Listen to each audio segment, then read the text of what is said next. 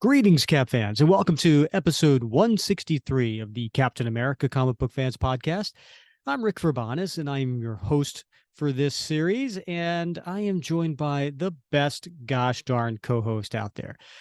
That would be Mr. Bob Lucius. Some call him Mob. Oh, Bob. Oh.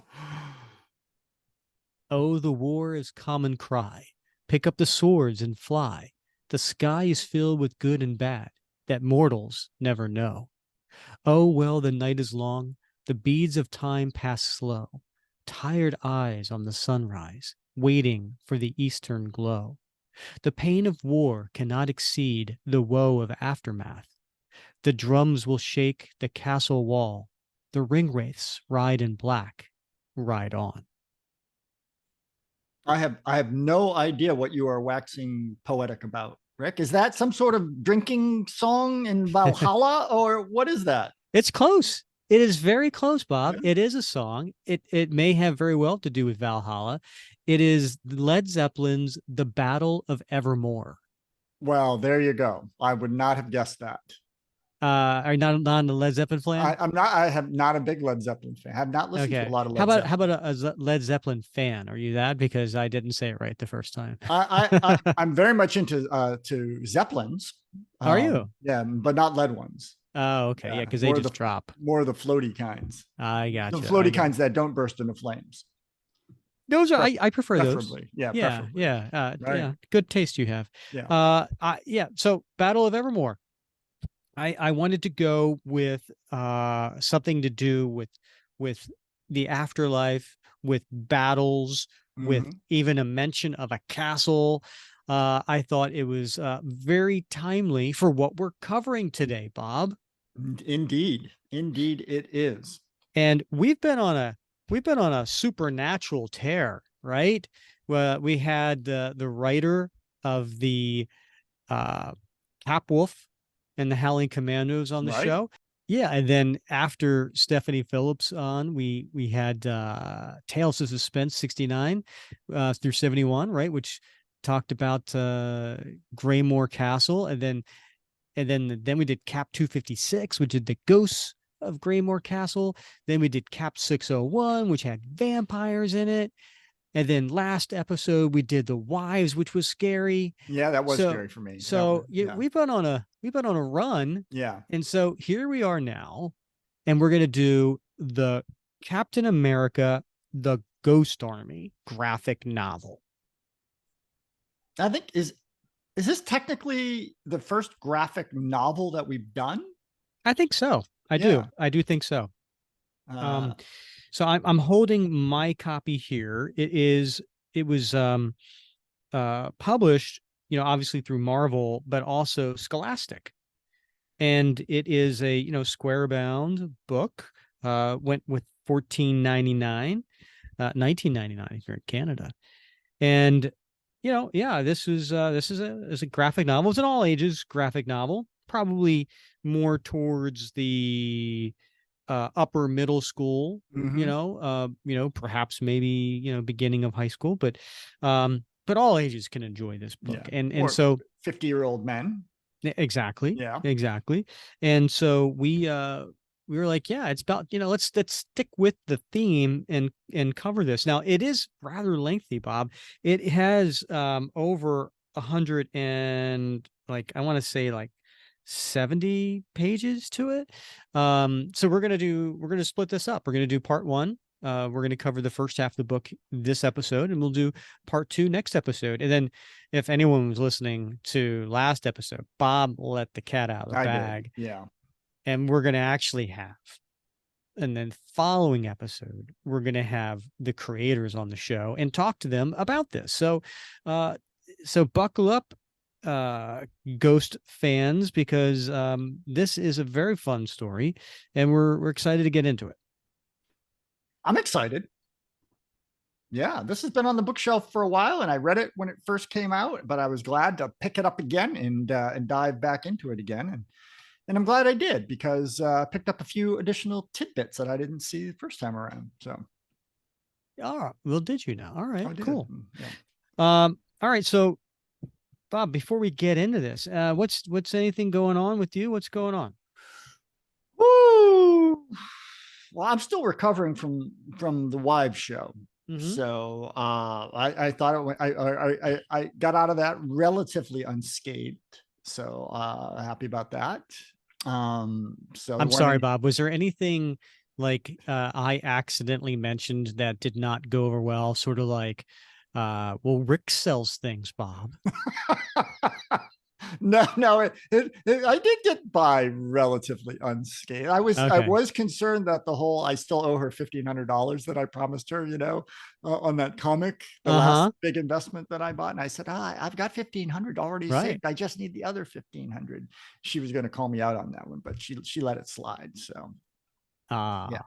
Oh, yeah, that's nice. Well, yeah. you know what? And if she didn't, we did hear her on the air say something to the effect of, and I know I'm not going to see that again. That's right. You That is know, true. Yes. right? So we could have always held her to that. All right. Well, good. Yeah. Yeah. Good. Yeah, and I hope I didn't let any cats out of any bags or anything. Oh, for me? Yeah. No, everything was good, No. right? Yeah. No, no, It's no, good. no. Megan was charming. I don't know why she was so nervous. She was so nervous about coming on the show, but she was a hoot. Yeah. Yeah. It was fun. She was nervous as all get out. Which is fine. I mean, obviously, I mean, uh I guess I'm the talker in the family, but I'm already on the hunt for my next big pickup, Rick. So are you really? yeah, now that I have 1,500 in the bank. Yeah. Way ahead of schedule now. So yeah. Yep. Just gotta keep uh, looking. oh, so Bob, we were so excited to have our wives on last episode. We didn't get into creator birthdays, and that was a big faux pas because here it is November 22nd. And so last week on the 17th, birthday was Ed Brubaker. Oh my goodness. Yeah, that's a big overlook right there. Yeah. Yeah. And you know what else? November 20th was one of his colleagues, Mike Perkins, Oh my gosh. friend of the show. He's been on the episode Yeah. twice. I know. Great guy. Great guy. Super Totally great talented. guy. Super Yeah. wonderful gentleman. Yep. We All love around great. we love Mike. All right. Today's birthday, Bob, November 22nd. We have two people. One, not anything to do with Captain America, but I figure it's just worth noting. And that'd be Charles M. Schultz, Of course. Okay. Yes. the He Peanuts. did he did the X-Men. Yeah. No, peanuts. Right. Yeah. Right. But Right. also today's birthday, another friend of the show, someone who's been on the episode, Roy Thomas. Oh, Happy Roy. birthday, Roy. Yeah. Happy birthday, Roy. Yeah, He was Roy a great Roy was guest. great. Yeah. Absolutely. Yeah. And if anybody wants to check out our amazing conversation with Roy Thomas, he gets into stuff going on in the 60s, the 70s, the 80s, the 90s, as writer, as editor. Check out episode 125. That was a great conversation. Yeah. He even talked a little bit about his golden age memories. Yeah. Yeah. Yeah, true. So, And then Mike Perkins, we had on episode 130 was the last time we had him on. And then we had him on early in our series, episode 23. So anyway, happy birthday to those gentlemen. And then coming up this week, a couple other notable comic creators, Pat Broderick and Carl Potts both have a birthday on November 26th. So you related to Pepper happy. Potts? I'm I not don't think familiar with so. Carl. No? No, no, no, I don't think so. Yeah, Carl Potts was like a writer, editor. Okay. Yeah. I always like that name, Potts. I guess I only like it because of the Marvel movies, but it's always grown on me. I like the You way grow pot? I like the way Tony Stark's dad said it. Didn't he say that because when Tony Stark, I hate to get into the MCU, but when he went back to the 70s, when he met his Uh-huh. dad and he took Potts as his last name, because he had to like quickly come up with a name. And I always like the way that he said it. Anyway, I'm just rambling now, but Yeah, yeah. No, Carl is turning 71.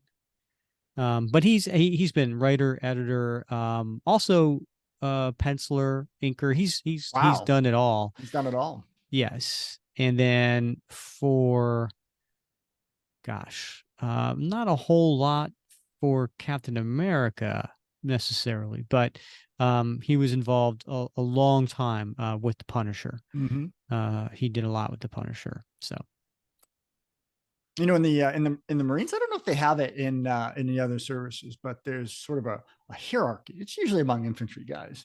uh-huh. So if you've got like your parachute wings and your your jump wings and your say your scuba badge, you're like Mm-hmm. double trouble, right? And then you add on, maybe you got another I can't remember what the other ones are now, your recon badge, right? And then Mm-hmm. you're like a triple threat. And then if you get the additional one, which is, who knows, can't even remember what it is now, it's so long, you were like a quadster. They should do that for comic creators, Okay. right? All right. If you're a penciler, then you're okay. But if you pencil and ink, you're double trouble, right? If you pencil ink, Oh, yeah. right, you're a triple threat. Mm-hmm. Yeah, sounds like Potts is he's a quadster. All right. Well, let's Does go it with all. that. Yeah. All right. Well, happy birthday to all of them. All right. I think it's time to get into the Ghost Army Part 1, Bob. What do you think? Let's do it. Uma pausa no seu podcast para falar sobre a beleza, essa força poderosa que nos move. No Grupo L'Oréal, nós criamos a beleza com sustentabilidade. Utilizamos em nossas embalagens 85% de plástico PET de origem reciclada. 65% dos ingredientes vieram de base biológica ou derivados de minerais abundantes. Grupo L'Oréal, nós criamos a beleza que move o mundo. Interrompemos esse podcast para perguntar: quem você quer ser? Designer, engenheira, pedagoga, administrador. Quer saber? O Senac EAD é nota máxima no MEC. Tem cursos de diversas áreas, com conteúdo elaborado por especialistas do mercado e professores mestres e doutores. Ainda tem o Senac Carreiras, conectando estudantes a vagas de emprego em todo o país. Saiba mais em ead.senac.br/graduação. Yeah, so this is written by Alan Gratz, who is the #1 New York Times best-selling author of 19 novels and graphic novels for young readers. So these include 2 Degrees, Ground Zero, Refugee, Allies, Prisoner B3087, and Ban This Book.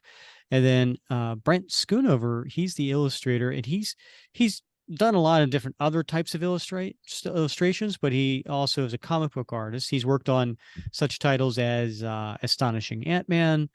He did the Generations Captain Marvel and Captain Marvel one shot. He did do Howling Commandos of S.H.I.E.L.D. And then for DC, he did Batman 66, which is from the TV series. So he's been around for a little while too. And then other people who have contributed to this book, also illustrating Matt Horak and Alvaro Lopez. Now, the colorist is Sarah Stern. And letters, you want to take a guess here, Bob? Boy, this is a tough one, but could it be somebody from DC? Yeah, Joe Caramagna. Joe Caramagna. Talk He's about everywhere. What is he? Is he a quadster as well? He's a double trouble, right? Didn't he? He also writes. Yeah. Oh, yeah. Yeah, he's widely known as a letterer, but he also writes. Yeah. One of these days we got to get him on the show too. Yeah, that would be great. So this came out in early January of 2023. And would you like to hear the solicitation synopsis? I sure would. In this thrilling historical adventure, 18-year-old Steve Rogers, aka Captain America, and his young sidekick, Bucky Barnes, are fighting in World War II when they encounter a threat like none they've ever seen, a ghost army. The dead of this war and wars past are coming back to life, impervious to bullets, flames, or anything else the Allies can throw at them. The armies rise from the ground in the night and seem to disappear without a trace. How can Cap and Buck fight something that's already dead? And just what does the mysterious Baron Mordo sitting in his castle atop nearby Wundagore Mountain have to do with this? Dun, dun, dun. Well, that sounds intriguing. It does. Also is intriguing is the cover. You want to, the cover is illustrated by David Aja, AJA. Why don't you take the listeners through it? Yeah, well, it's a pretty cool cover, Rick. Very stylistic. I think David also did. You remember that was like Hawkeye, My Life as a Weapon. It was, oh yeah, I can remember. He did the covers for those. At least the first. Those were cool covers too. Yeah, they were really those, great covers. And so what we have here is we have Cap in the middle, standing, and we can't see his face because it's in shadows, right? Mm-hmm. And he occupies about maybe half of the page. And then at his feet, we see a battle scene. And of course, it's at a completely different scale, as if Cap has been superimposed over this scene. But in the center of that battle scene, we see Cap and Bucky running toward the reader. And we see tanks, we see artillery, we see howitzers, we see buildings destroyed in the background. So it's a very active battle scene. And above them, we see a sky. In this case, the sky is it's colored red, and we see clouds and we see bombers. I'm not quite sure what kind of bombers those are. I thought at first maybe they were some B-29s, but maybe not. And then we see searchlights searching the sky, looking for these bombers. So it's a really great stylistic cover for this graphic novel. I really like this a lot. Yeah, I do too. And it's funny is the soldiers that are on the battlefield, they look like army men. They do. The little army men toys, right? Right? Yeah. Ones. Yeah, they do. Yeah. Yeah. Interesting too that at the bottom of this, on either side where it says illustrated by Brent Schoonover, there are two stars. One is red and the other one is like a grayish blue. Why do you think? What does that signify? Interesting. I'm not sure, Rick. Is it perhaps, I don't know, the red star is usually representing like Russia, right? Well, it usually is. Yeah. I don't recall any Russians in this book, any Soviets, but yeah, who knows? At least not currently. Good point. Yes. All right. So we open this up and we get through the title page. Then the next page, there's a picture of Cap and Bucky. And then the Alan and Brent are, I guess, what do you call it when they write Dedications? A dedication. Thank you. This one, Alan says for Greg Bunch, thank you for letting me read your comics. And Brent says to Brandon Terrell, who always wanted his name in a Marvel comic. Well, that's one way to do it. So we're gonna have, when we have them on the show, we're gonna have to ask him about that dedication. Yeah, I'm curious. Yeah. Next couple pages, Bob. What are we looking at here? Well, we're looking at some dossiers, Rick. Yeah, we see a dossier on the left side, the left page for Captain America, Steve Rogers. And on the right, we see the personnel file for James Buchanan Barnes, otherwise known as Bucky. So it's got a couple illustrations, photos look like, they look like Polaroid photos. Of course, they're not Polaroid because they didn't have Polaroids back then, but they are photos nonetheless. And then a little bit of the name, the alias, the height, the weight, the skill sets, place of birth, things of that nature. What's missing here is the year that they were born. Yeah. Yeah. Those are covered by the photos. You can't see them. Very, very clever. Crafty. All right. And then we turn the page and it's a double page map. Bob, this doesn't look like any map I've ever seen of Europe. Right. But it has some, key locations on it, right? It does. I mean, you have Hungary. Hungary. I'm hungry myself. Are you? Yeah. You have Yugoslavia. You have Romania, Bulgaria. I know those. Yeah. I know all four of those. Right. But nestled in between is Transylvania. Blah, blah, blah, blah, blah. Yes. And then you also have Latveria. Latveria is a very small country bordering between Hungary, Transylvania, and Yugoslavia. And then there's a little thing there that points out Castle Doom. And then Transylvania points out Castle Dracula and also Castle Mordo. And then there's another little country, Transia. But I'm not familiar with these, Bob. I don't know if I recognize this map. Right. And Castle Rusoff as well. So lots, very No, useful that's map. true. Very Yeah. useful map here. If you are into horror, number one, right? Uh-huh. With Rusoff and Castle Dracula. And of course Castle Mordo and Wundagore. And so a lot, but this country of Transia, I mean it's come up a few times in the Marvel mythos, I believe, but not often visited.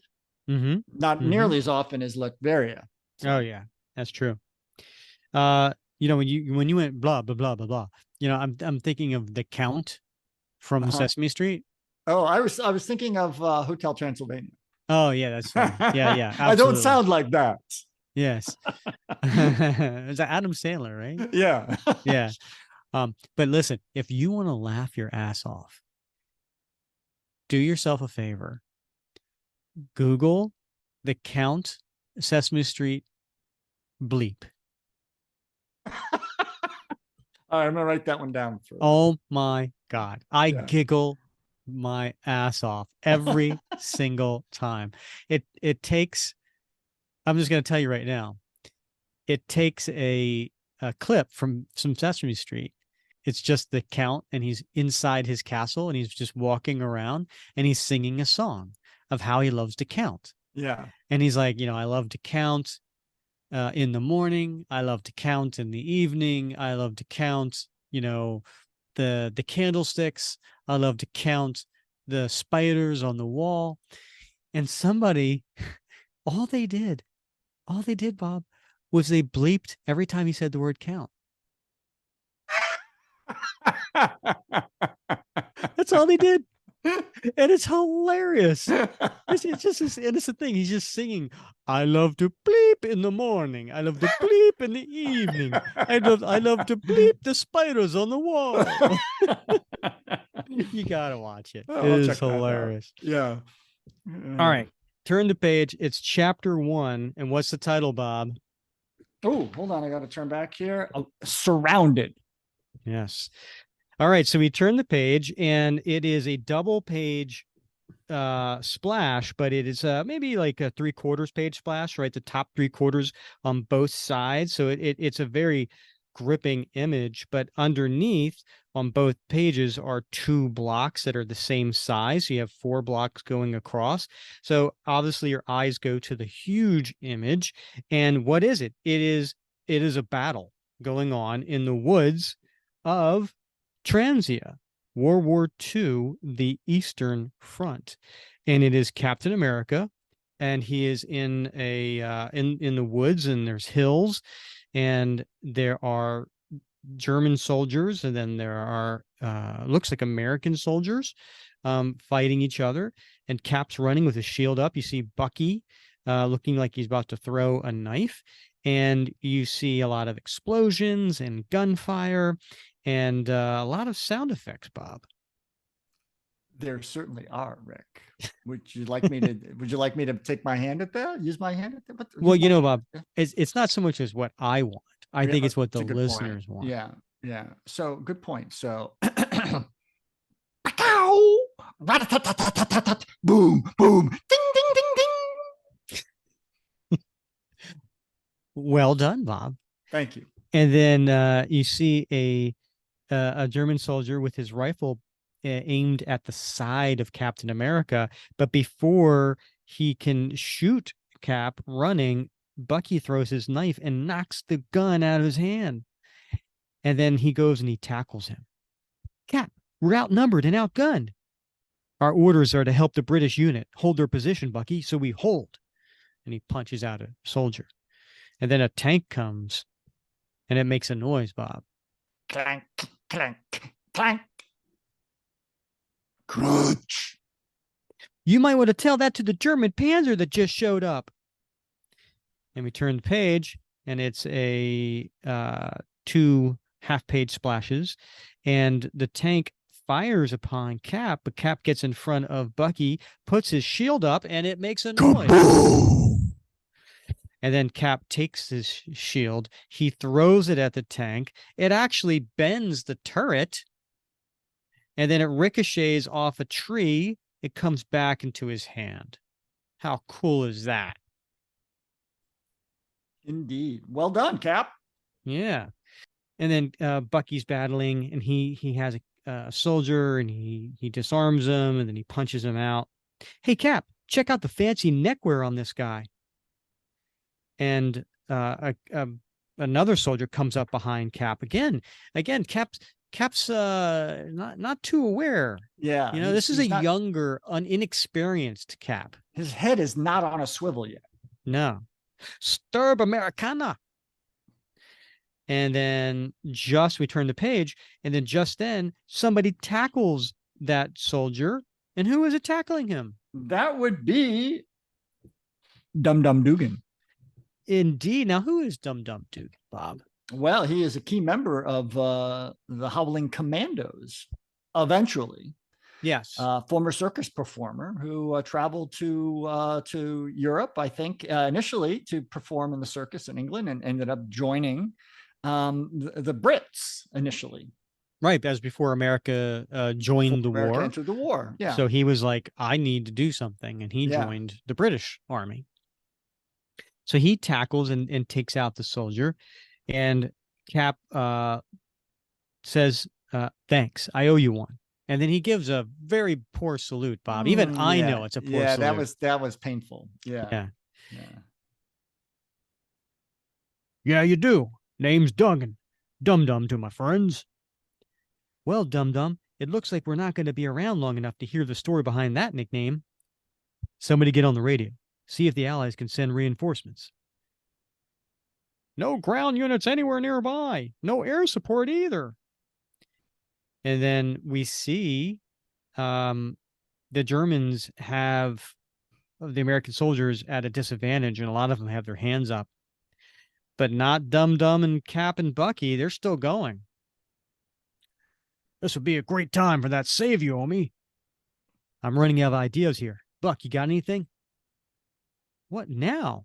Clank, clank, clank.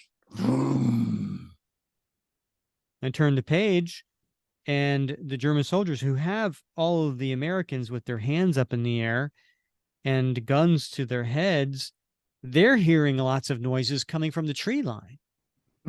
Yep, a lot of clank, clank, clank, clank, clank, clank, crunch. A lot of thumps, too. Oh, yeah. Thump, thump, thump, thump, thump, thump, chaka, chaka, chaka. Sounds like the cavalry is coming. Looks like the Germans think so, too. And they're hightailing out of there because they hear all that noise coming, and they know they're outgunned. And you see the troops, we're saved. I don't get it. They told us there weren't any reinforcements nearby. From the sound of it, it's got to be the whole 7th Army. Here they come. And we turn the page, and what do we see, Bob? It's like Patton himself riding, standing up in the front seat of a trusty old Jeep with a caravan of 5-ton heavy trucks and other Jeeps carrying equipment behind him. But certainly no tanks. No tanks. I don't see a tank in sight. No, just the sounds of tanks. Indeed. And it's really, really loud, too, because Bucky's got his hands over his ears because it's so loud. I don't get it. Is that it? And then Cap sees the general, and he gives him a salute. Is that one any better, Bob? Hits with the wrong arm, but yeah. Uh-oh. Thanks for the rescue, General. Okay, guys, cut the playback. And he takes off his sunglasses, and he hops down. Playback. There's no army, is there? And you're not a real general. Ha! Guilty as charged, Captain. Private First Class Jim Morita. But don't worry, I have permission to impersonate an officer. We all do. We're in the United States Ghost Army. The Ghost Army? You turn the page. We're a small tactical deception unit put together by the Army to fool the Germans. It's our job to put on a show and make the enemy think we have more troops in place we don't. We got musicians, painters, fashion designers, stage musicians, even a couple of comic book artists. Fake radio broadcasts, phony vehicles, recordings of armies on the move. We do it all. Anything to keep the Germans shooting at ghosts and not real live Allied soldiers. Bob, have you ever heard of this before? I have actually, Rick. The Ghost Army was a real thing during World War II. I can't remember if it was if I'm not mistaken, the 23rd Headquarters Special Troops. So they were actually intended to create the illusion of force. So, of course, back then, the size of the force that you had at your disposal was a big decider on whether you're going to engage with the enemy. So if you could convince the Nazis that you had more tanks than they did, that you had more men that they did, more resources, logistically speaking, than they did, then more likely than not, then you could pick the battlefield of your choosing rather than theirs. And so they created exactly what Lieutenant Jim Morita is saying here, the illusion using blow up tanks and loudspeakers to create that illusion that there were vehicles and personnel out there that weren't really on the battlefield. That is so cool. Like I until this time of reading this story, I was not aware of that. Yeah, I mean, they did planes as well. They had whole airfields built with wooden airplanes that were not to scale. They were to scale. They weren't full size, but they looked to scale with everything else, all the equipment around them, so that from aerial reconnaissance, it looked like an actual airfield with aircraft poised to take to the sky. So, really amazing folks, And it worked. It worked, yeah. Wow. Interesting about Jim Morita. This is not a new character, like exactly like Dum Dum Dugan. Jim Morita first appeared in Sergeant Fury Volume 1, issue 38. So that was his first appearance, and then he only appeared 2 other times. He appeared in issue 38, as I mentioned, 48 and 57, and then never again. So it's interesting that Alan decided to resurrect this character and like, hey, I'm going to take a character, from the Marvel universe that no one has really, seen since and use him. So that's kind of cool. I like that. I do too. Yeah. And then, so Dum Dum puts his arm around him. Well, you sure saved our bacon. You don't have any real bacon, do you? No, just K rations. But we're happy to share whatever we've got while we make camp together tonight. So the next page, we cut and they are making camp and they have their tents up and have some fires going. And they're sitting around the fire and it's Dum Dum and it's Jim and Cap and Bucky. And it's just 4 of them just having a conversation around a campfire. And Jim's doodling on some, pad there and they're all kind of eating and drinking. You sound like you're from Boston, Dugan. How'd a Yank like you end up in the British Army? Boston born and raised. I was a circus strongman before the war. That's where I got the nickname Dum Dum, for the dumbbells I carried around. Crossed the pond to join the British Army when the war started in 39. Didn't want to wait around until the U.S. got its act together. What's the boy's story? We sending junior high kids to war now? Bucky didn't take too well to that. Touch the button there. I'm 15. Most of the guys here are only 3 or 4 years older than me. Bucky, not, and Cap just puts his hand on his shoulder and smiles. Bucky's not like other young men his age. He grew up on an army base, learning how to fight from Green Berets and training in covert ops with the SAS. Bucky knows more about stealth and recon than any man here. I guarantee it. And besides, I'm only a couple years younger than Cap. It's just that Cap got the super soldier serum. So now, what about you, Morita? Me? I'm from California. I volunteered here because I wanted to serve my country. and get out of the internment camp that the United States sent me and my family to after Japan attacked Pearl Harbor. I'm sorry. That isn't right, what we did to Japanese Americans. The United States should be ashamed. Can I see what you're drawing? And what are we looking at here? What is Jim drawing?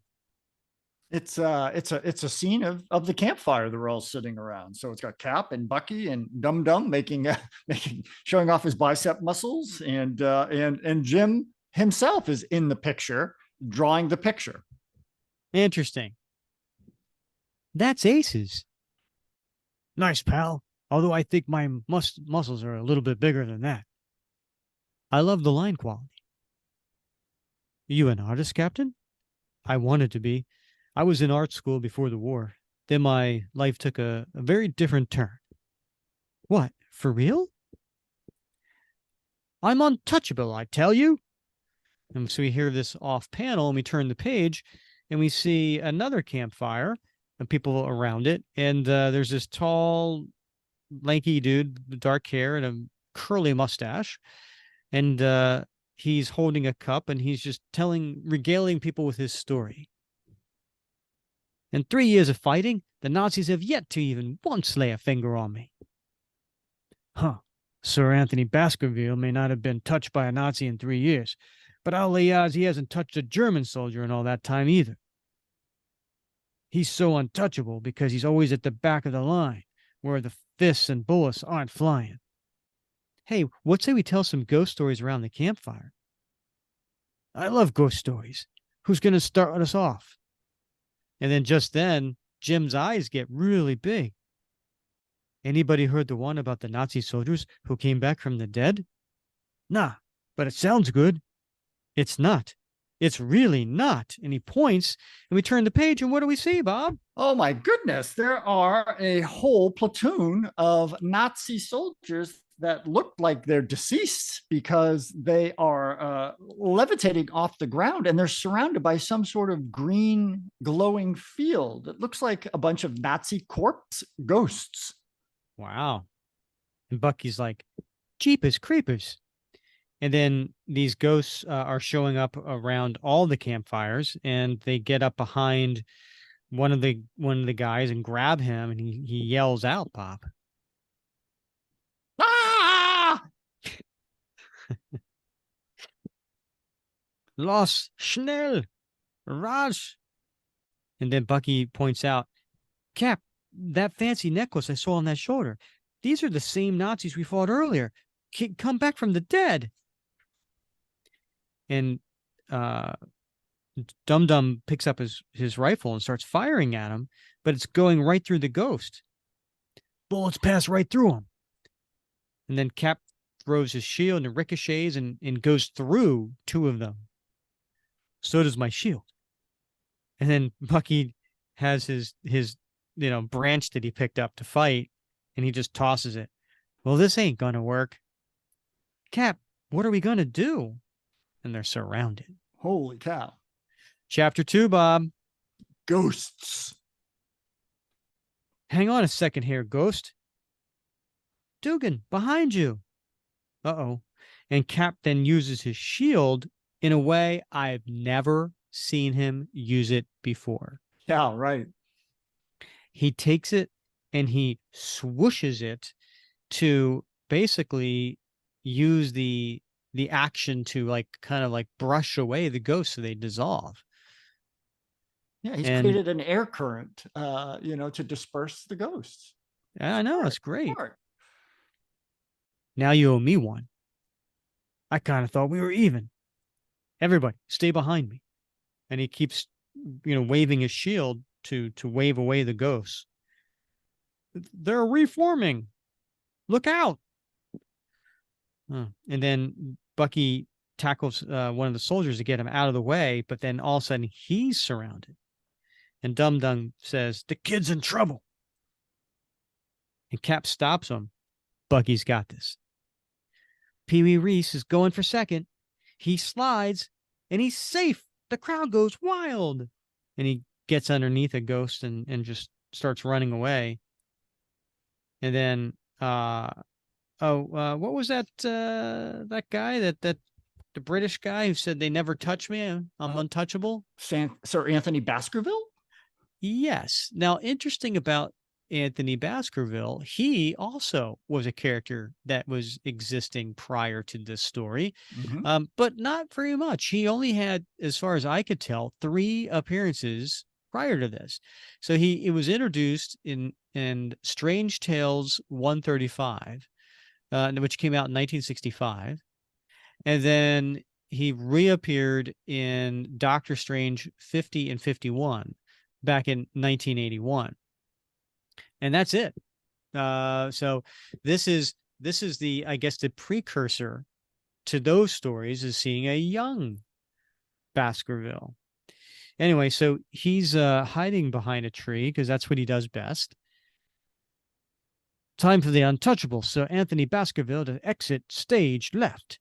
And he does, and he goes, but he runs into a ghost. He puts his hand up, which dissolves as it touches the ghost. No. And then, again, Cap's just swinging away and dissolving the ghosts. We can't kill these things, Cap. They're already dead. We've got more fans in the truck, but we can't get to them. Cap, they're closing in from both sides. I could use any helpful suggestions at this point. My grandmother used to tell me stories about Ural spirits who died violent deaths and can't move on to the afterlife until they resolve whatever beef they still have with the real world. Beef like killing all of us? Your grandmother tell you any stories about how to beat them? Running water. Ural can't cross moving water. It's worth a shot. All right, everybody, fall back across the river. Double time. Go, go, go. And sure enough, they all cross the river, and the ghosts are on the other side. Everybody make it across? You're the last one. And Marita was right. Those devils don't seem to be following us. But look, what's wrong with them? They're gone. Think they'll come back? I think we're in the clear. Everybody can relax. It's hard enough to beat the Nazis once. If we have to do it twice, we're in trouble. And we didn't even beat them the second time. They just disappeared. Like somebody threw a switch. Yeah. And we cut to the next page, and it is a giant page splash. What is it, Bob?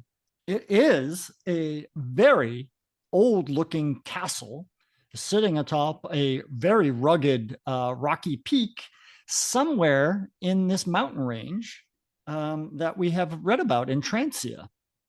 Yes, it is Wundagore, and this is the Wundagore Castle. We turn the next page, and it is a three-quarters page splash, and we see inside the castle a man, black hair and beard, in a green robe, and he's working on a machine, and there's all kind of magical disbursements going on around him, and he is looking through some sort of magical portal, watching Captain America and the troops. And then coming up behind the man is an older gentleman. He's bald. He's got a white goatee, and he must be rich, Bob, because he's got a monocle. Oh, that's a definite giveaway. Plus the fur around his shoulders. Yeah, fur lining shoulder. Yeah, but he's got some sort of military uniform on too. What a marvelous test run, Baron Mordo. Even Captain America was overwhelmed. And you're sure this ghost machine of yours cannot work in the daytime? No, only at night, Viscount Krala. And I still need to amplify its range for it to be truly effective. See just how far it can go. Keep working on it, my grandson. This weapon will turn Nazi losses into gains. It's almost better if soldiers die in battle. These ghost soldiers are far more effective. Yes, the older the dead, the more mindless they become. But no matter, as long as they fight. I must go. Herr Hitler wants me to use my magic to hold off the Russian winter from Finland all the way to Turkey. And he opens up a portal. But keep tinkering, Mordo. Little things like your toys here will win us the war. And then he steps through the portal and leaves. Little things. Toy. And he's all alone. Or is he? We see another figure there in a robe, a white robe, but it's more of a apparition, wouldn't you say, Bob? It does appear to be some sort of apparition, as you described it, ghostly at that. Mm-hmm. Now, interesting. The grandfather that he was referencing was Heinrich Krauler. Now, Heinrich Krauler also is a character in the Marvel Universe, but he only had 4 appearances prior to this one. He was introduced in Doctor Strange back in 1981 in issues 50 and 51. So those would have been the same appearances with Anthony Baskerville. So they appeared in those 2 issues. And then he came back in 1989 in Doctor Strange Sorcerer Supreme 6 and 7. And then the apparition on the next, we have Mordo talking with him. First, I am graced with a visit from my grandfather, the monster, and now by my father, the ghost. My son, what are you playing at? Do you really care for these Nazis you work for? No. Then why on earth do you persist? When are you going to stop this foolishness and avenge my death? My father-in-law, your grandfather, Viscount Crawler, murdered me and stole my magic. You apparently have enough magic left to hunt me as a ghost. And nothing more. I need you to be my arms, my legs, my hands, Carl. I need you to avenge me. Instead, you work with my killer to help him win a war you care nothing about. Crawler is too powerful a mage. I need to be stronger. Then I will kill him. You've been saying the same thing for years. When will you become stronger? How? You'll see. You'll all see. Now, Baron Mordo has been known as a Doctor Strange villain. One would say maybe even arch nemesis. Mm-hmm. He has had well over 100 appearances, and mostly of them are in the pages of Doctor Strange stories. So it's interesting that he seems to be the main villain here in a Captain America story. So that's something we're going to have to talk with Alan about. It is unexpected. I mean, of all the villains you might have expected in a World War II story, he would not have been on my top 10. So back in the Wundagore Forest, we see the 4 main characters, around a Jeep with a map and trying to figure out their next plan. There's a village nearby in the shadow of Mount Wundagore. Bucky and I will head there, see if we can find any answers for what's going on. Wish I could go with you, Cap. We were going to stay for the night, but after everything that's happened, we're going to move out and join with the 3rd Infantry Division in Brasov. Yeah, and the Ghost Army is sticking around to watch over the wounded until an Allied medical unit gets here. We all have our jobs to do. Call us on the radio if you need us. If we're anywhere close, we'll be there. Same here. Great to meet you, Morita. And Cap and Bucky start running off. Hope we see Morita and Dugan again. They're good eggs. Cap, you think we can find whatever's making these ghosts come back to life and stop it? Just the 2 of us? We have to, Buck. This is the kind of thing you and me were built for. Cut to the next page, and then we see through like a binoculars view. So, Brent had kind of, in a very interesting way, showed you the next scene, but he's doing it through the lenses of a binocular. And what are we looking at, Bob? This is looks to the village of Lac Ciutat. A very tiny, like a little hamlet village, in the mountains. It is the next morning, so they've been running all night. And I'm very glad you said Lac Ciutat. I don't think I could have pronounced that. I think I probably would have went. So in Lac Ciutat, the next morning, check out Dracula's castle up there. I saw it. Right now, I'm more interested in the German armored car company stationed in the village. I count 5 armored cars and 6 motorcycle scouts. 8. Want me to sneak in, take a closer look? Or do you just want to go in swinging? If you take the armored cars, I can take the motorcycles. Maybe, Buck. But there are a lot of civilians down there, too, and we don't want to put any of them in danger. I was thinking there might be another way to get them out of there without a single shot fired. All right, Bob, chapter 3. What's this one called? Magique. I don't think so. I don't think that's no. Is that not how it's not pronounced? No. Magic. Magic. More, yeah, closer. Closer. Magic. There you go. Thank you, Bob. Yes. All right. And then here we are in Look Ciudad, and in the town, and but you could see the castle Mordo in the distance.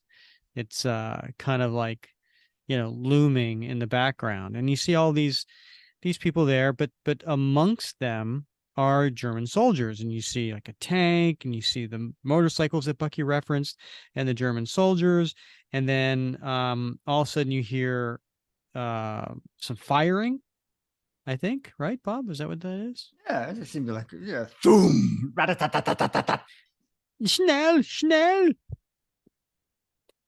Retreat! What is it, Commander? A battle, sir, east of the village. Do we go and join the fight?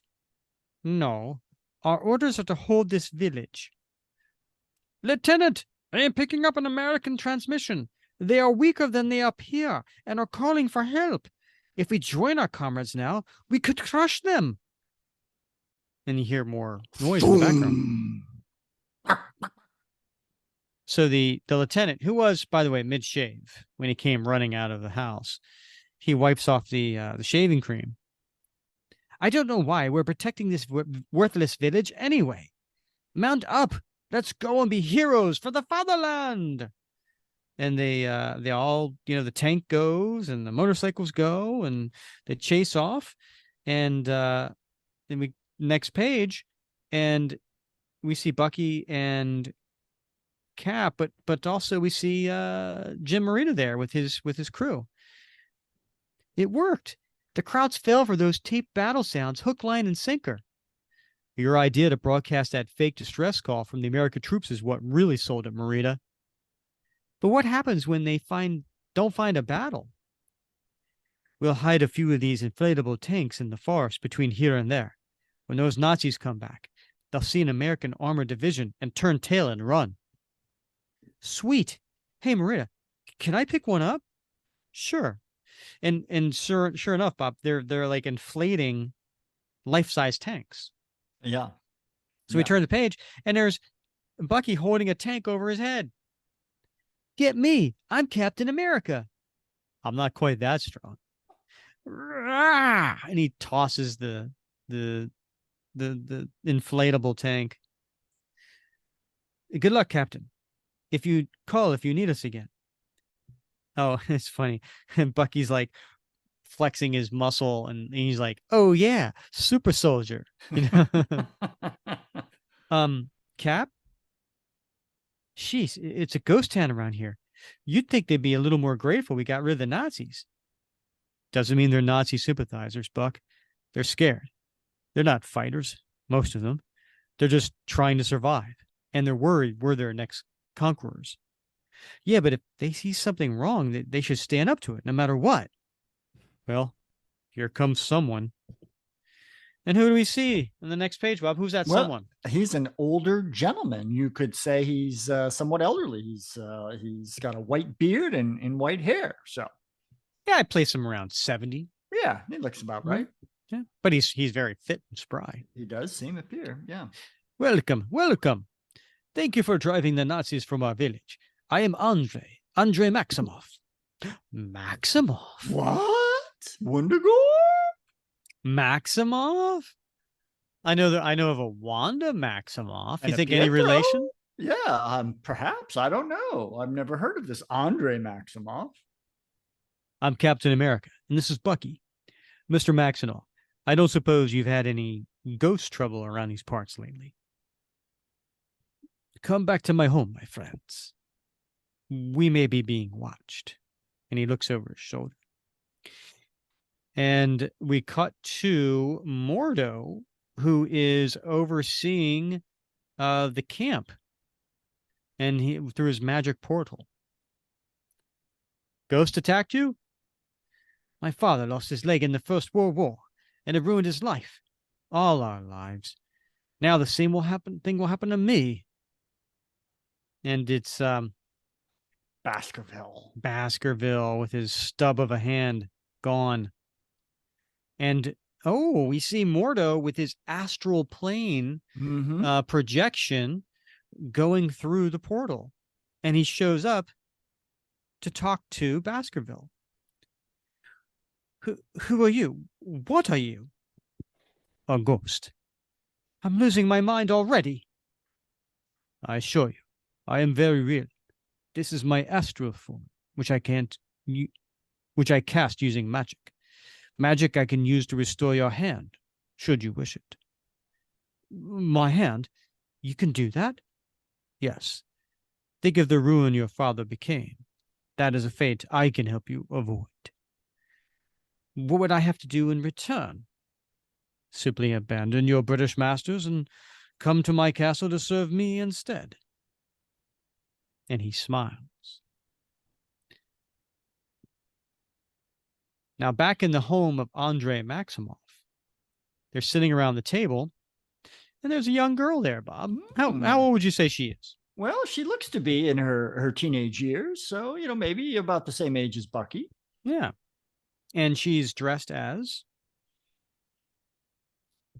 a young teenage girl in a what is she village. wearing? Oh, yeah. Well, she's got a blouse. It's not Halloween, Bob. All right. I don't know. She's got a white blouse on and a blue skirt and a red kerchief tied around her hair. Yeah. Long black hair. Yeah. This is my granddaughter, Sophia. It's just the two of us. You're gypsies. And Sophia didn't like that. Yeah. Now she looks angry and she points at him. No, we are Romani. Gypsy is an insult. When they call us gypsy, they are really saying nomads, beggars, murderers, thieves. We are none of those things. My grandfather is a blacksmith. Moshe has lived all his life in this village and fought for our country in the First World War. And when this war is over, I will go to the university. Sorry, I didn't know. You fought in the First World War? Yes, and now Sophia and I are fighting again in the resistance, which is more than the rest of the people in this village are willing to do. Already the Nazis have taken away the Jews of our village, some of them close friends. Moshe and I will be next, and do the other villagers care? No, not until the Nazis come for them, and they will. You're a fighter? Yes. This surprises you? No, I can see in your eyes the same look I see in the mirror. But everybody underestimates me, too. Everybody but Cap. You said there have been ghosts? The ghosts. They only come at night, and it's not everyone who's died. It's just the ones who died recently, and in violent or surprising ways.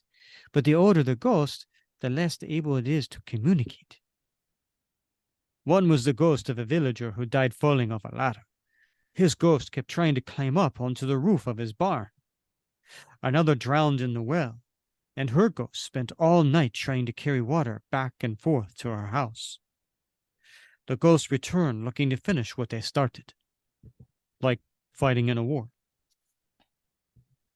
At first, the ghost appeared for only a few seconds, then minutes, then the next night for hours. Somebody's practicing. Yeah, but was our run-in with them opening night, or just another dress rehearsal? It has to be someone up in the castle. The ghost didn't start appearing until the Nazis came and took it over. We'll have to get in there. There are too many soldiers. You'll get caught, especially looking like that. But I used to work in the castle before the Nazis came. I know my way around, and there's a back door I can use to get inside. With Bucky. Ooh. Well, little side glance to the Buckster. Yeah, she gives a side glance, and his face just lights up. Agreed. You two shake. Agreed. You two should be able to make it up there by nightfall. I'll stay here and help Andre protect the village, just in case the Nazis come back. So we cut to the next page, and it's a big, gigantic splash page. What is it, Bob? It is. It's the road leading to the front gate of Wundagore Castle, and it's guarded by several Nazis. We know with armed, obviously, with rifles. So there's a lot of military presence here at the Wundagore. Yeah, including a couple tanks, several motorcycles. Halt! Hand Hawk! Identify Zarin. Psych! Put your hands up and identify yourself. I'm afraid I can't do that. You see, I have only the one hand. My name is Sir Anthony Baskerville. I believe I am expected. And he goes inside the castle and he sees Mordo. I'm here. You said you could fix my hand. Sit. By the vapors of Valtor, by the demons of Dennek, by the flames of the Fautine, I conjure forth your new hand. It is done. Try it. It works. I can feel with it, pick things up with it. You can do far more than that with it. With that hand, you can have some of my magic within you. How long will it last? As long as I do. If you wish to keep it, Sir Anthony, you would do well to serve me and protect me. Now tell me, where are your former comrades meeting up with the 3rd Infantry Division? And he opens up a portal to spy. Wow, Baskerville's going to turn traitor? What do you think? Yeah, Maybe? yeah, I think probably that's going to be the case. He seems the type, Rick. Oh, boy. All right, so we cut to the next page, and we see Bucky and what's her name? Sophia. Yes. They're climbing up the mountain, and by the way, there's a full moon. Mm-hmm. There's a full moon, and you see the breath coming out of them, so it must be very, very chilly. Yeah. Well, up in the mountains. Yeah. Yeah. And so they're holding hands as they're getting up high, and then it just so happens they don't let go of each other's hands as they stand there looking into each other's eyes. This mountain Wundagore has a long history of magic. Legend says a shape-shifting sorcerer made his lair in the caves beneath the mountain. And the more superstitious villagers say the mountains is home to an outlandish things like werewolves and elder gods and talking cows. Even the wood and clay of the mountain is said to have supernatural properties. Sounds exactly like the kind of place the Nazis would build a magical superweapon. Do you and your grandfather practice magic? No. That's another myth about gypsies, but you don't seem too shocked to hear all these stories about magic. Heck, if you'd seen some of the stuff me and Cap have fought since the war started, magic ain't nearly the weirdest. The Nazis may be here for the magic or for the uranium. There's lots of rich deposits in these mountains. Uranium? What's that good for? Uranium-235 is the only naturally occurring isotope that can sustain a nuclear fission chain reaction. Nuclear fission produces gamma rays that release huge amounts of energy that could be used to power an entire city or make a powerful bomb. Whoa, how do you know all that? I plan to study chemistry at university. Now, come on and be quiet. We're at the castle. I think, Bob, as I was saying that, I said that release huge amounts of energy.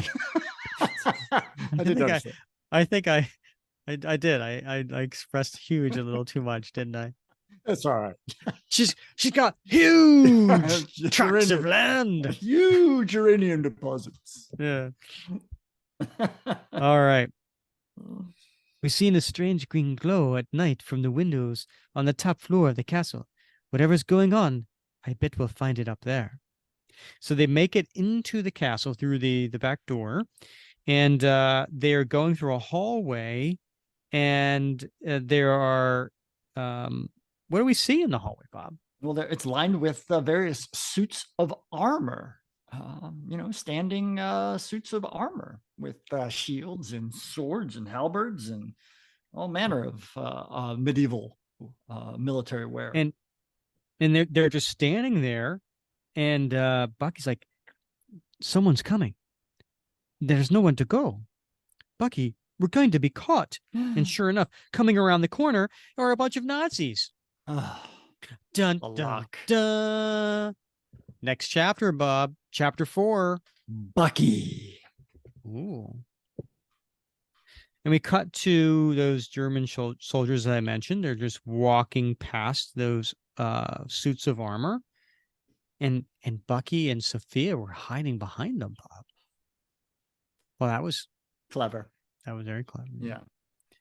And then they go into a room, and then they get from that room out to the window, climb out to the window, go outside of the building, high up on a ledge. That's scary. Mm-hmm. I think we can see my house from here. And then they go inside another window, and they're at the top of a very, very large room. And you can see the candelabras that are hanging, the chandeliers from the roof, or from the ceiling, I should say. Mm-hmm. Next page, and you see Bucky and Sophia crouched looking down. And who are they looking down on? It's Mordo and Baskerville. This ghost machine you have created, Baron Mordo, it is incredible. This is what you used against us? Baskerville, that traitor. You know him? Yeah, he used to be one of the good guys. Tonight is the final test. I think I will be able to make the ghost machine go farther than it has ever before. You mean reach all the way to Brasov? No, not farther in space. I've always been able to broadcast the signal that far. I mean, farther back in time. And he pulls a lever. We cut back to the town that Cap's in. Good heavens, Captain. More ghosts. I know these uniforms. These are not Nazis. They are Germans killed in the First World War. Oh, so that's what he did. He has more power to go further back in time. Yeah. So that he can collect more ghosts. More ghosts. Wow.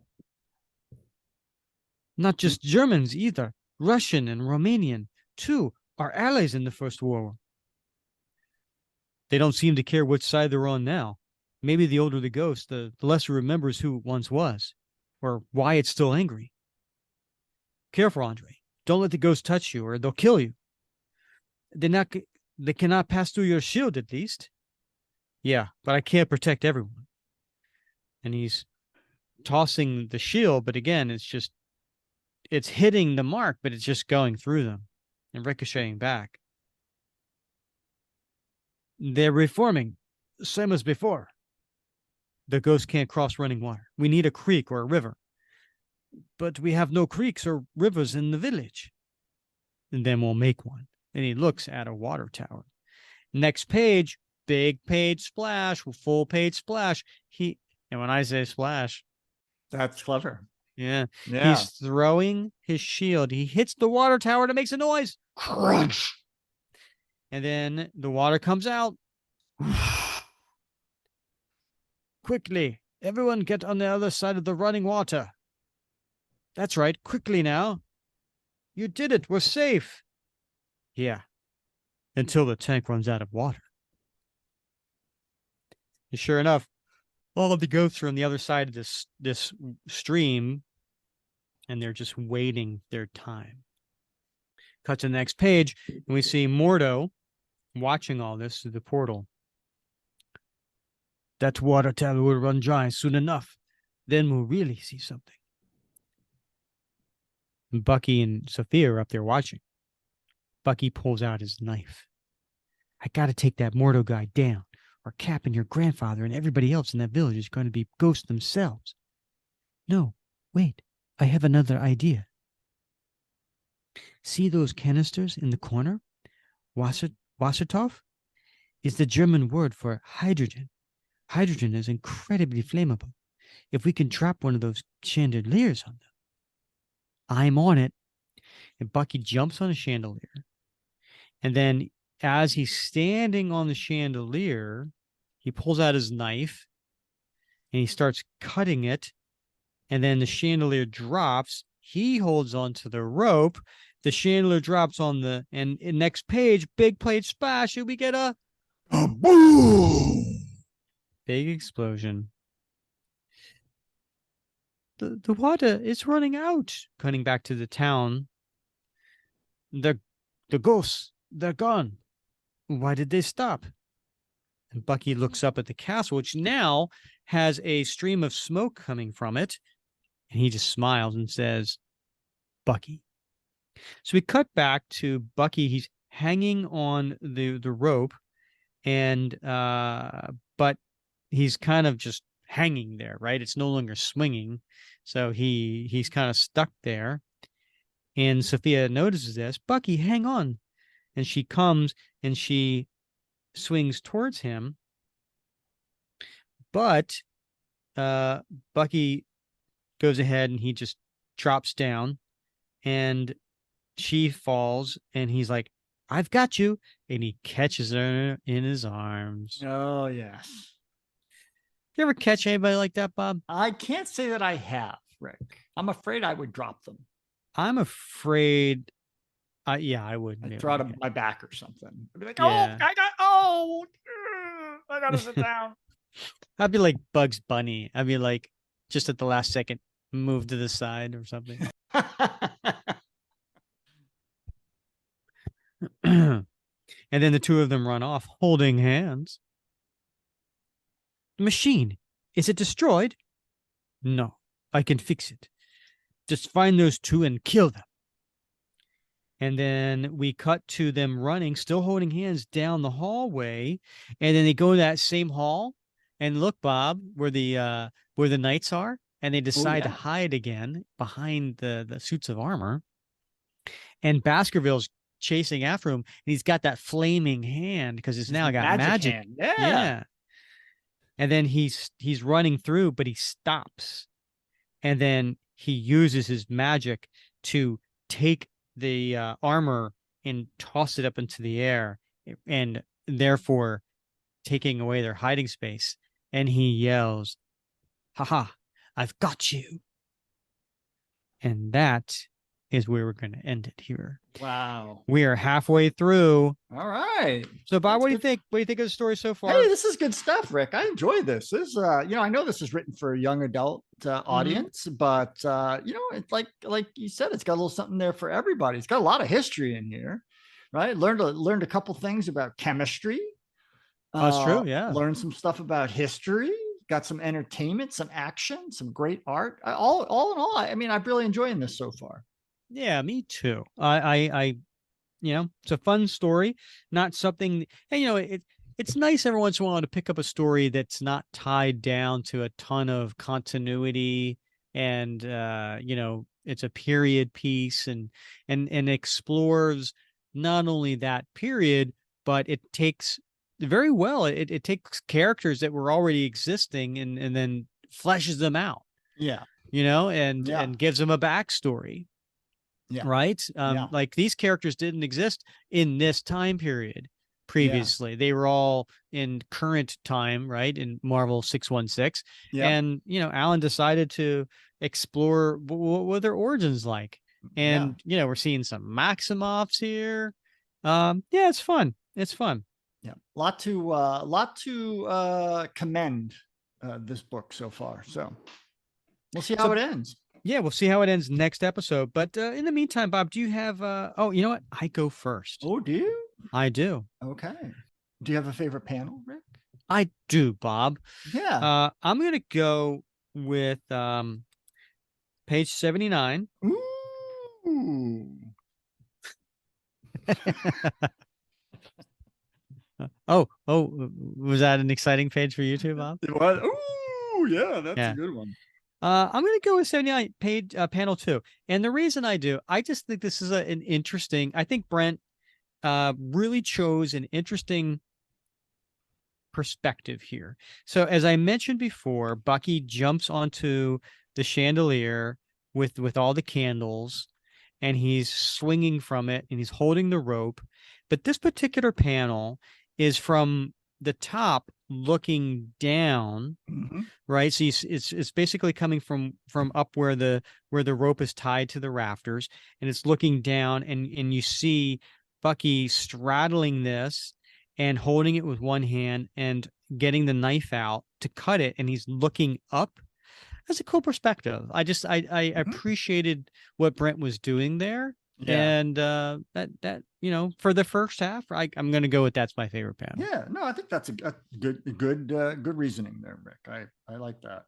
Yeah. How about you? What's your favorite panel in this first part of the I think I'm story? going to go with. I think it's on page 12. No, I'm sorry. Nope, Ooh. it's page 21 actually. Oh, Yeah, and it's the scene of the group of them sitting around the campfire after that first Mhm. dust up with the ghosts. And you got Dugan, you got Marita, he's sketching, you got Bucky eating, Cap's drinking some coffee out of his canteen cup.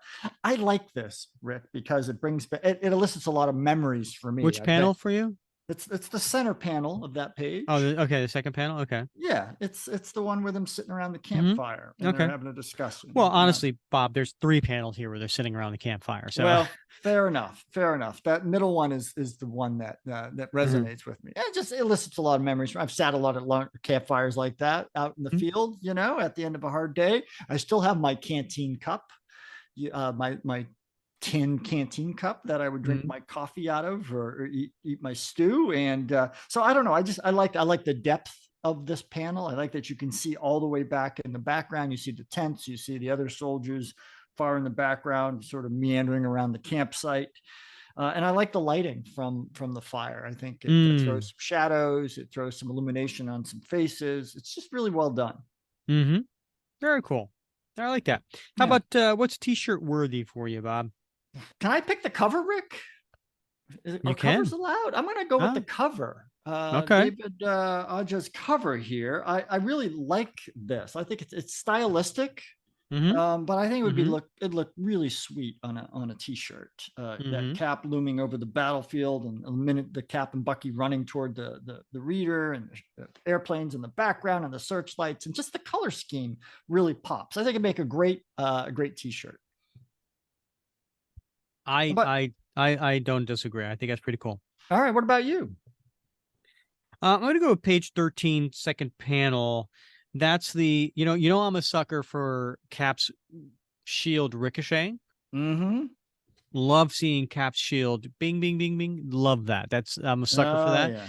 yeah. But I've never seen his shield bend a turret of a tank. Right. Right. So Yeah. that's cool. I love seeing bend the turret of a tank, hit a tree, ricochet back into his hand. So essentially, I think maybe I'm putting those 2 panels on there so you can All right. get to see the whole thing Yeah. on a t-shirt. That'd be kind of cool, right? Yeah, that would be cool. Who doesn't Yeah, like a good Cap action shot where he's taking on a tank? exactly. Yeah. All right. Well, good. What about your time capsule? I'm going to go with the next page. Next Ooh. page 14, Yeah. because that is the first time that Cap and Dum Dum Dugan met. So I'm taking this whole page Mm-hmm. and putting that in a time capsule to represent a very important period in history. The first meeting between Cap, Bucky, and Dum Dum Dugan. All right. All right. All right. That sounds fair. How about you? What's going in your time capsule? Well, I'm gonna go with the map. There's 2 maps that are shown in this so far. I'm a map. It's one of them is before we get to the dossiers at the beginning of the story, I believe. No, it's right after the dossiers. And another one's on page 44, and we see the location of Transia. It's surrounded by Romania on one side and Transylvania in the north, and then Yugoslavia, Rick. Yugoslavia was founded in 1918, and of course, it disappeared in 1993, and eventually by, I think, around 2000, early 2000s or something, 2002, 2004, became Serbia and Montenegro. And so it had a very, very short existence, this country of Yugoslavia, and it was still relatively young at this time. And so when we see it on the map, it really is a history lesson for a lot of folks, particularly the kids who pick this up, who never lived at a time when Yugoslavia was in existence. They may not have even heard of that wonderful vehicle. The what was it? The Yugo. Remember that? The little knockoff, like the Yugo. Yeah, the Yugo. Right? Wait, the Yugo was named after Yugoslavia? Yeah, it came from. I thought it came from Yugoslavia. I didn't know that. Yeah, I thought so. But in any case, so it's a really important history lesson for kids to know what happened in Yugoslavia and how it came into being after World War I with what happened in Serbia, but also how it fell apart because it was sort of a false construction where they jammed a bunch of different ethnic minorities into this pan-Slavic country that just could not make it work. There were too much ethnic hatreds among the different groups, and we had the Serbian Albanian wars and so on and so forth. So anyway, that's going to be my time capsule. I love when authors like Alan Gratz inject a lot of real world history, as they have done in this book, because it gives an opportunity for both kids and adults to Google and dive a little bit deeper into some lessons that they wouldn't normally get from a comic. Yeah, no, that's great. No, I always learn a little something when I listen to you, Bob. Oh, thank you. You're welcome. All right. Yeah, let's revisit the second half of this story next episode. I'm looking forward to that, to see how this all ends. And we're kind of a little bit on a cliffhanger with not only with Bucky and Sophia, but also with Cap and everything else that's going on here. So, and I think there's a little bit more to behind what Mordo has planned. So that'll be interesting too. That would be in character with him. Indeed. Yeah. All right. Well, Bob, as always, it's been fun wrapping Cap with you. Indeed. I can't wait till next week. All right. He's Bob Lucius. I'm Rick Verbanis, and you have been listening to another episode of the Captain America Comic Book Fans Podcast.